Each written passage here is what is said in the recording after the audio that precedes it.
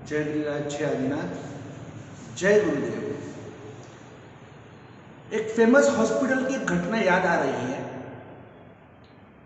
बहू को डिलीवरी के लिए हॉस्पिटल में एडमिट किया गया और जब डिलीवरी का दिन आया, बहू की तबीयत ज़्यादा ही बिगड़ गई और डॉक्टर ने कहा कि अर्जेंटली अभी सीजरिंग करना पड़ेगा, ऑपरेशन करना पड़ेगा और आपको कम से कम अभी 50,000 रुपये एडवांस भरना जरूरी है।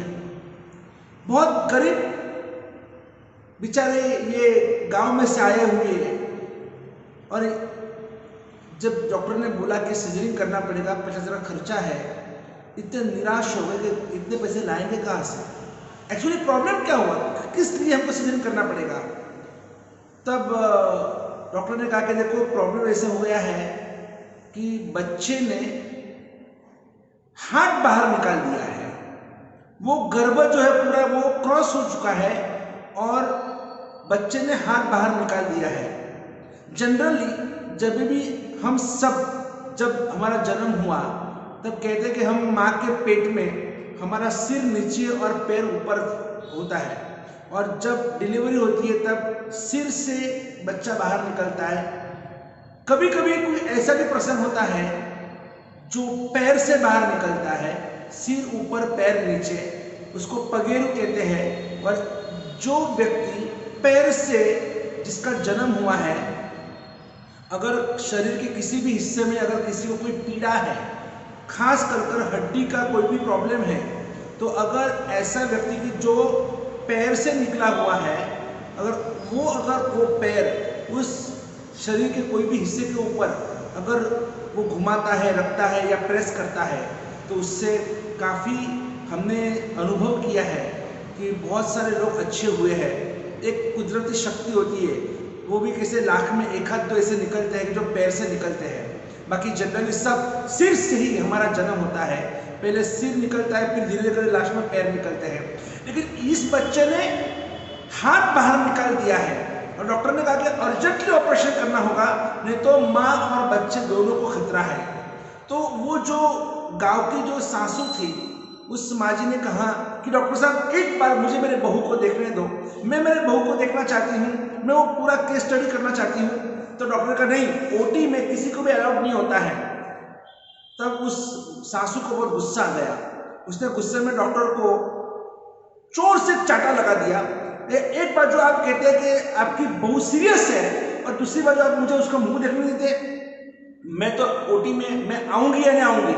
डॉक्टर को बाजू में ले लिया, खींच लिया और वो सासू खुद ओटी के अंदर चली गई। और अंदर जाने के बाद और उसने वो पूरा देखा, माहौल देखा कि बहू चिल्ला रही है, रो रही है और बच्चे का हाथ बाहर निकला हुआ है, क्या करना कुछ समझ में नहीं आ रहा है। तब उस सासू ने कहा कोई बात नहीं, और कहते हैं कि जो काम बड़े बड़े डॉक्टर्स, बड़े बड़े वैद्य हकीम नहीं कर सकते ना, तो एक कहावत है, डोसी मानु वैदू, डोसी मानु वैदू एटे वैद्य।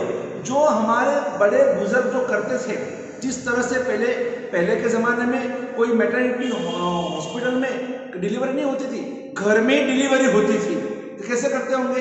उनको सबको बहुत अनुभव था और इसीलिए experience is the most and important and best teacher. इसलिए ये डोसी माँ ने, ये सासू ने कहा अपने बेटे को, जाकर काम कर, कोई 50,000 रुपये खर्चा करने की जरूरत नहीं है। बात इतनी सी है कि इस बच्चे ने हाथ बाहर निकाला है, कैसे भी करके अब इसको सीधा करना होगा इस बच्चे को। लेकिन जब तक वो हाथ अंदर नहीं लेगा तब तक ये बच्चा सीधा नहीं हो सकता है, डिलीवरी सिंपली हो नहीं सकती है। चलो एक काम कर, मैं जो कहती तू लेके आ। और उस माँ जी ने अपने बेटे से इतना ही कहा कि बेटा बाजार में जाके जल्द से जल्द तू एक मीनबत्ती यानी कैंडल लेके आ और एक माचिस का बॉक्स लेके आ। और वो बच्चा, उसका लड़का गया, भागा और उसने वो दो चीज लेके आया और जैसी माँ जी को दिया, वो माँ जी को कैंडल और माचिस का बॉक्स लेकर वो अंदर चली गई ओटी के अंदर। डॉक्टर, नर्स सब आजू बाजू में खड़े खड़े तमाशा देख रहे कि ये कर क्या रही है। और वो सासू ने कह दिया कि चाहे कुछ भी हो जाए, कोई भी मेरे बहू को हाथ नहीं लगाएगा, अब जो भी कर रहा है ट्रीटमेंट, मैं मेरे बहू की ट्रीटमेंट मैं खुद करूंगी। और देखा तो वो मीनबत्ती लेकर और उस सासू ने उस मीनबत्ती को जलाई और जलाने के बाद जो जो पेट का जो गर्भ था, जिसने हाथ बाहर निकाला था और उस हाथ के नीचे मोमबत्ती को धरी और भगवान से प्रार्थना की कि भगवान ये बच्चा एकदम सुखरूप इसकी डिलीवरी हो जाए, ये हाथ अंदर ले ले। और वो मोमबत्ती जो थी ना, वो उस बच्चे के हाथ के वहाँ पर धरी और श्रद्धा से, और वो कुछ बोल रही है, भगवान का जाप कर रही है। और जिससे ही उस मोमबत्ती के उस आग की वजह से उस बच्चे को झटका लगा, तुरंत उस बच्चे ने हाथ अंदर खींच लिया। क्योंकि देखो, सुख सबको प्यारा है, दुख किसी को भी प्यारा नहीं होता है। जैसे उस बच्चे ने हाथ अंदर ले लिया, क्योंकि उसको झटका बैठा, हीट के कारण, गर्मी के कारण, जैसे उसने हाथ अंदर लिया, उस माँ जी ने उस तेल मंगाया और तेल से पूरे उस पेट की मालिश की और उस गर्भ को सीधा कर दिया। और जो काम डॉक्टर नहीं कर पाए, वो एक गांव की एक साधारण अनपढ़ गवार, जिसको हम कहते हैं, हाँ, और ऐसे एक डोसी माँ ने, एक सासू ने वो काम कर बताया। इसलिए गच्छाति हमारे दृष्टांत सुनाते थे कि डोसी मानो वही तो उसू होई छे। कि देखो, जो काम बड़े बड़े डॉक्टर पढ़े लिखे कुछ नहीं कर पाए, जब देखो तब ऑपरेशन, जब देखो तब ऑपरेशन, कुछ भी कुछ होता है सीधा ऑपरेशन की बातें आजकल डॉक्टर करते रहते हैं।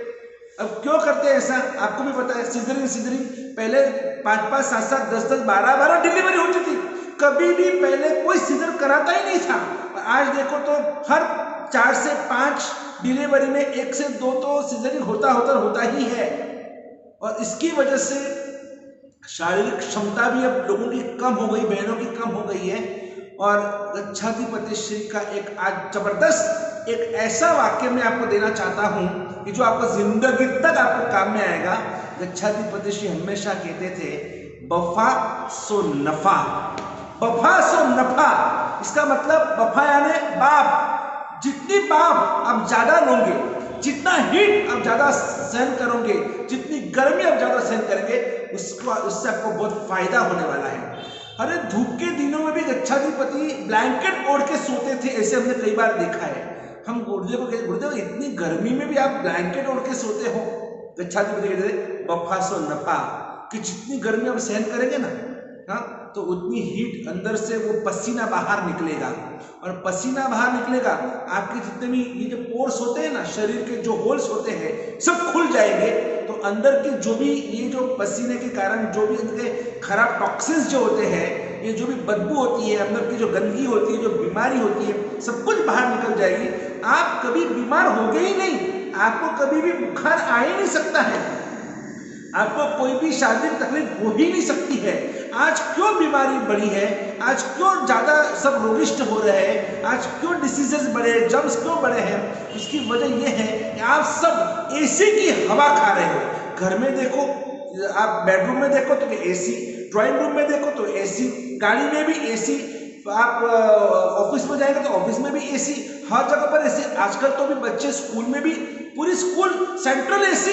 अभी तो हमारे धर्मशाला में भी हर रूम में एसी, हर जगह पर एसी का इतना क्रेज बढ़ गया है कि जिसकी वजह से एसी और ये फ्रिज जो सबसे बड़े खतरनाक ये हथियार है पूरे ग्लोबल वार्मिंग के लिए। आज पूरा जो विश्व जिस तरह से ग्लोबल वार्मिंग जो हो रहा है, उसकी वजह एक ही है, जो आप ज्यादा से ज्यादा इस्तेमाल कर रहे हैं। कभी कभी तो सब, जिस दिन दुनिया में लाइट चली जाएगी ना, जिस दिन दुनिया में लाइट चली जाएगी, उस दिन आपका जीना हराम हो जाएगा। इसलिए ज्यादा इन सभी चीजों को अपने आप पर हावी मत होने दो, अपने आप को मजबूत करो, तैयार करो। सब कुछ सहन करना हमको आना चाहिए। इसलिए बफा सो नफा, कभी भी ये वाक्य को भूलना मत, आपको बहुत काम में आएगा। जितना पसीना हो रहा है होने दो उसको, ताकि आप निरोगी हो सकते हैं। तो गच्छाधिपति श्री ने एक अपने अनुभव की बात जो हम सभी को बताई। सच में ऐसे गच्छाधिपति श्री को हम अनंत नमन करते हैं। पूरे पूज्य वर्तमान गच्छाधिपति आचार्य दौलत सागर सुरेश्वर जी महाराज की जय हो। जय गिरिराज, जय आदिनाथ, जय गुरुदेव। जुड़िए परम भक्त परिवार से और विराट क्रांति वाणी चैनल को सब्सक्राइब कीजिए, लाइक कीजिए और शेयर कीजिए। और गुरुदेव की क्रांति वाणी सुनिए हर रोज़ पारस चैनल के ऊपर रात 9:40 पर।